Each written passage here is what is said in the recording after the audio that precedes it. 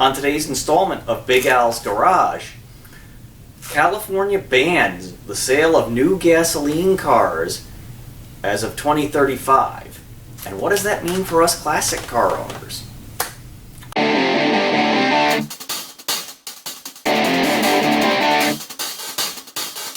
How y'all doing? I'm Big Al and welcome to the Garage.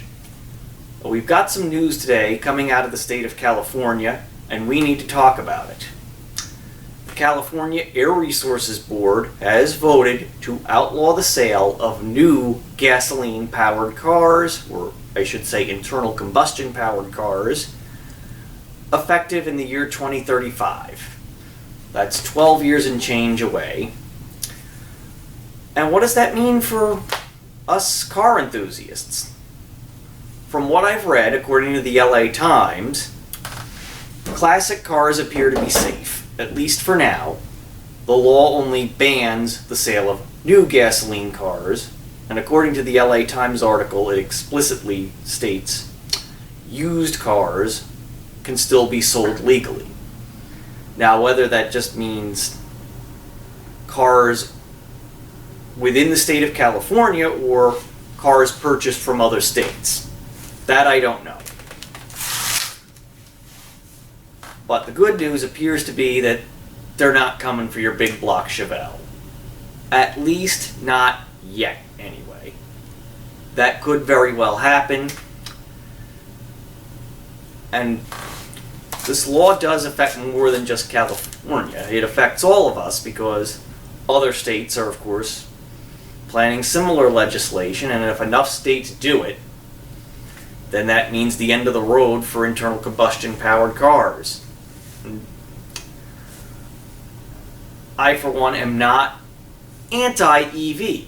I think from, going to and from the grocery store or puttering along in stop and go traffic, taking my kids to their soccer game or taekwondo or school or whatever, an EV would actually be very well suited to that role. I don't want to sit in the car line at my kid's school with this thing on the clutch every 5 seconds. The clutch will be destroyed. However, I also like freedom of choice. I don't like government coming in and forcing and making the decision for me. So that's my problem with this whole bit of legislation. And the crop of EVs on the market right now aren't going to meet everybody's needs. You can't still effectively take a road trip in one unless you're a Tesla owner and want to use the superchargers. But that's the exception, not the rule. Most of them can't go 300 miles. And now you have the government basically saying, oh, you don't need 300 miles of range. You wonder if the people making these studies even drive or have ever taken a road trip before in their lives. I would guess not. That's what happens when you have people who fly around in private jets making the laws for cars. And if enough states do ban the sale of new gasoline-powered cars, well, then it's not going to be profitable for the car companies to continue making them, and we're all going to be stuck with EVs. And like I said, I don't hate EVs, but I do hate the lack of freedom of choice. I think at least classic cars appear to be safe for now, but as EVs start to take hold, well, we could actually see a decrease in gas prices initially as demand for it falls. But if it falls too much, it's going to get to the point where it's not profitable for energy companies to produce gasoline anymore, and gas stations start to disappear, and it becomes an expensive niche product, and we can't afford to drive our cars anymore. So my advice would be, if you have a classic car, get out, drive it, and enjoy it while you can. The party's not over yet, but I hate to say it, but I think we're approaching last call. So get out there and enjoy those classics. Put some miles on. Cruise around with the windows open and enjoy them.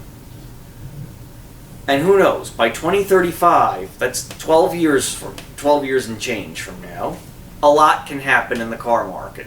A lot can happen with battery technology. So you never know. I don't have a crystal ball handy, but I intend to enjoy my Corvair. They'll have to pry the keys out of my cold, dead hands to take it away from me. And there's never been any outright talk, at least in this country, even in California, of outright banning classic cars. Thank God for that. I think doing so, it's kind of like the towns and cities that ban plastic straws.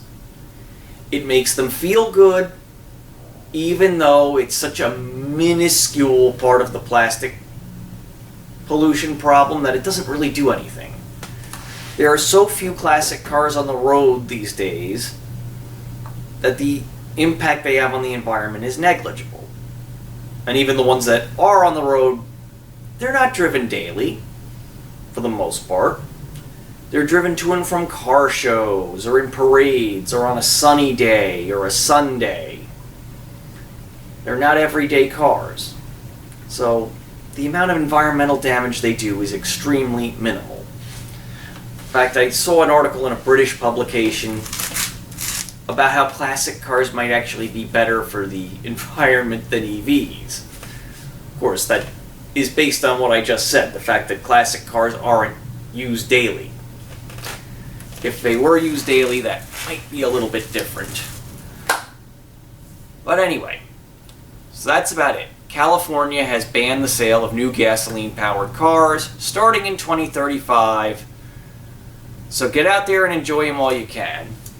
And if 2035 rolls around, you're living in California and there is a gasoline-powered car that you really want, I certainly would, there is the old Montana thing. Start an LLC in Montana, purchase your car through it, and register the vehicle in Montana. I'm not advocating that. It's legally dubious, but it is an option. Anyway, that's all for tonight. Oh, I will give you a quick update on the Corvair. Seems to be running okay. I think finally out of the woods on the repair. Last piece of the puzzle, I hope, I pray, are valve cover gaskets, which seems like I've done them for the umpteen bazillionth time. And, well, it's umpteen bazillion one now. Hopefully this is the last time, and I can get out and finally drive and enjoy the car. And hopefully take you all along for the ride.